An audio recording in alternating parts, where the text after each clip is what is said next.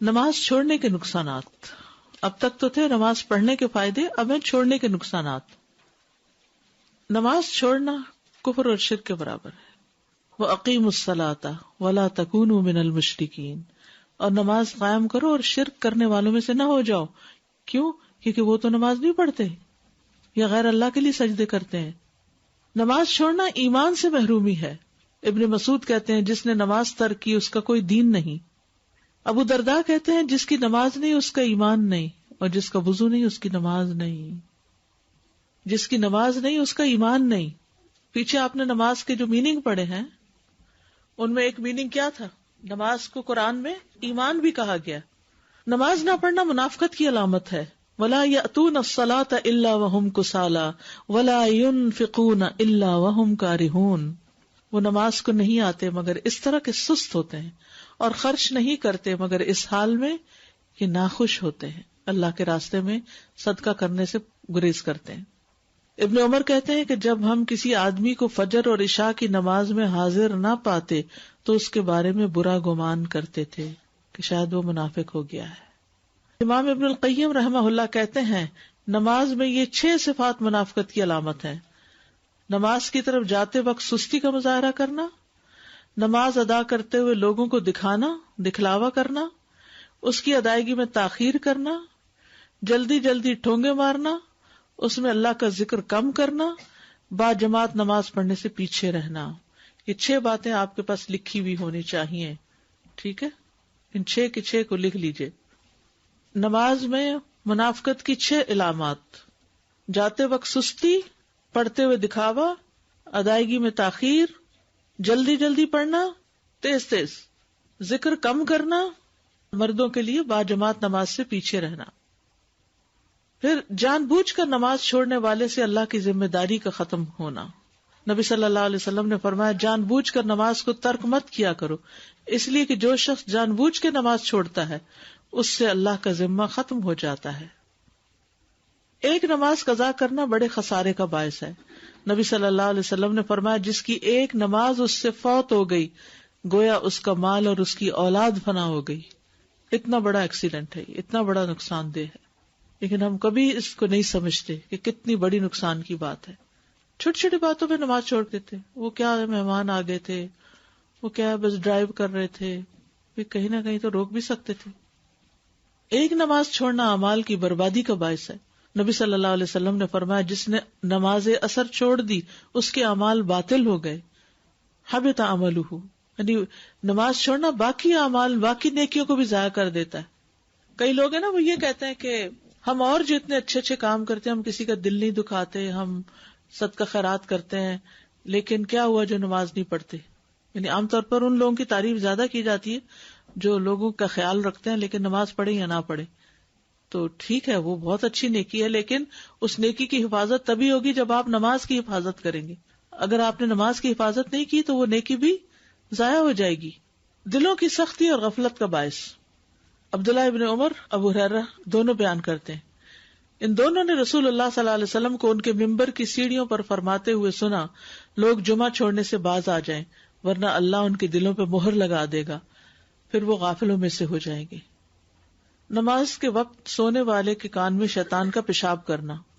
عبداللہ کہتے ہیں کہ نبی صلی اللہ علیہ وسلم کے سامنے ایک شخص کا ذکر کیا گیا کہ وہ صبح تک پڑا سوتا رہا اور نماز کے لیے بھی نہیں اٹھا. آپ نے فرمایا شیطان نے اس کے کان میں پیشاب کر دیا ہے.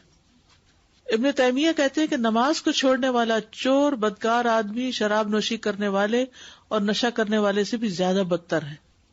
بے نمازی کے لیے موت کی سختیاں. والتفت الساق بالساق الى ربك يومئذ المساق فلا صدق ولا صلى ولكن كذب وتولى.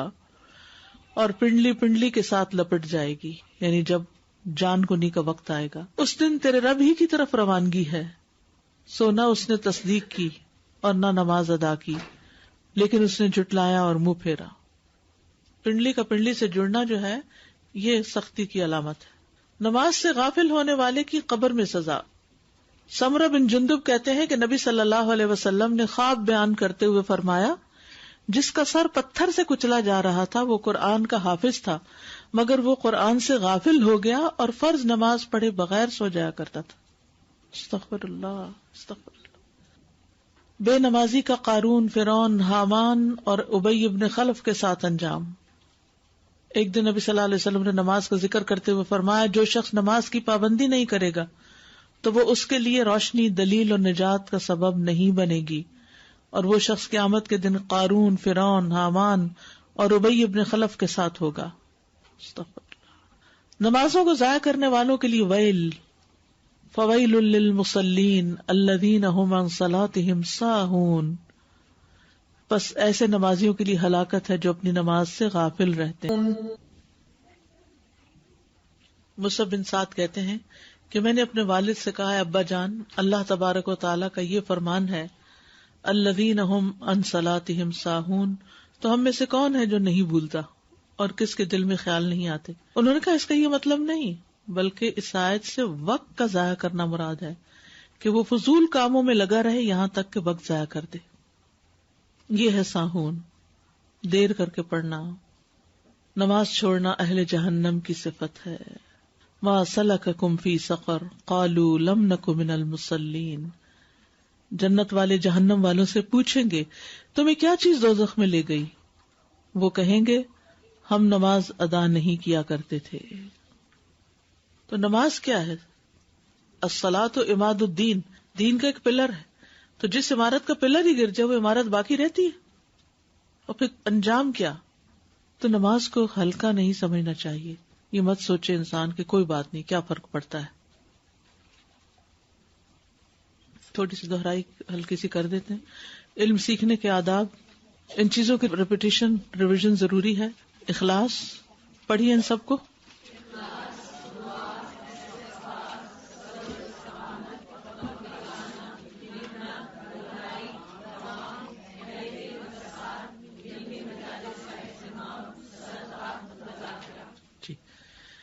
دو لفظ آپ نے ٹھیک نہیں پڑھے، ایک ہے استغفار، استغفار نہیں ہوتا یہ، یا استغفار نہیں ہوتا، کیا ہے؟ استغفار۔ اور دوسرا ہے صدقہ، صدقہ نہیں ہوتا، کیا ہوتا ہے؟ صدقہ، صدقہ۔ ٹھیک ہے، دعا پڑھیے۔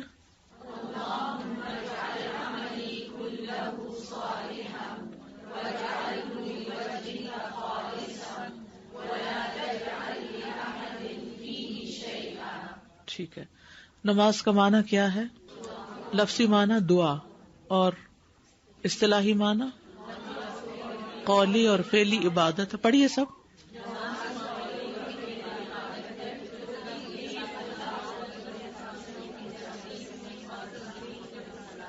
تسلیم کے ساتھ ختم ہو جاتی۔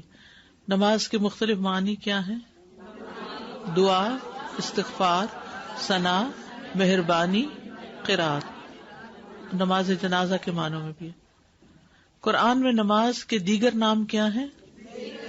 ذکر نہیں ہوتا، ذکر ہوتا ہے، ذکر، ذکر،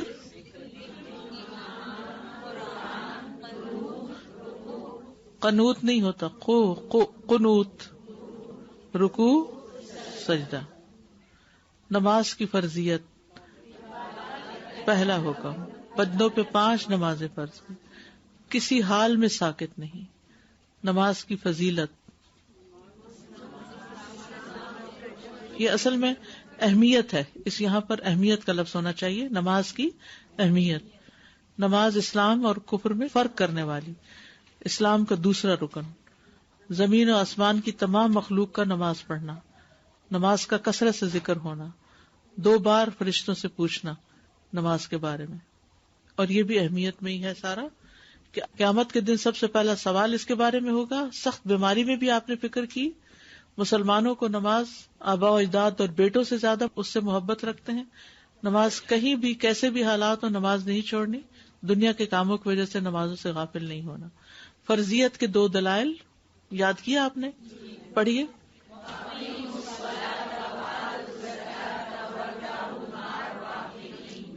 اور ان عائشہ ام المؤمنین قالت فرض اللہ الصلاۃ حین فرضها رکعتین رکعتین فی الحضر والسفر فاقرت صلاۃ السفر وزید فی صلاۃ الحضر۔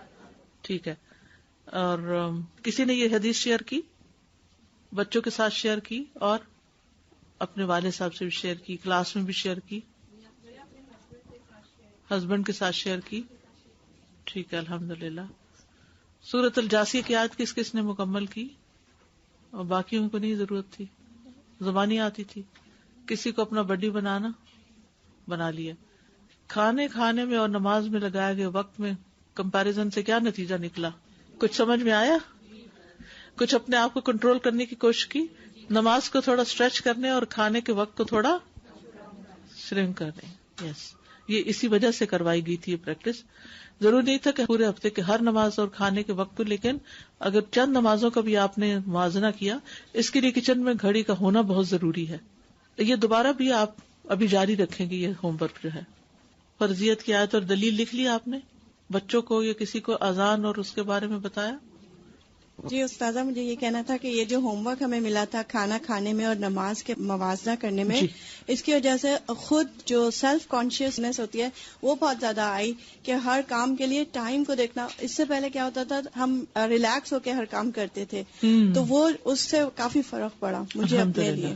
کوئی اور شیئر کرنا چاہے گا؟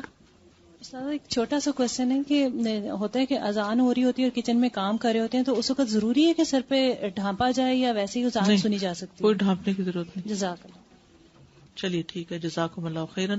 سبحانک اللہم و بحمدک، اشہد ان لا الہ الا انت، استغفرک و اتوب الیک. السلام علیکم و رحمۃ اللہ وبرکاتہ.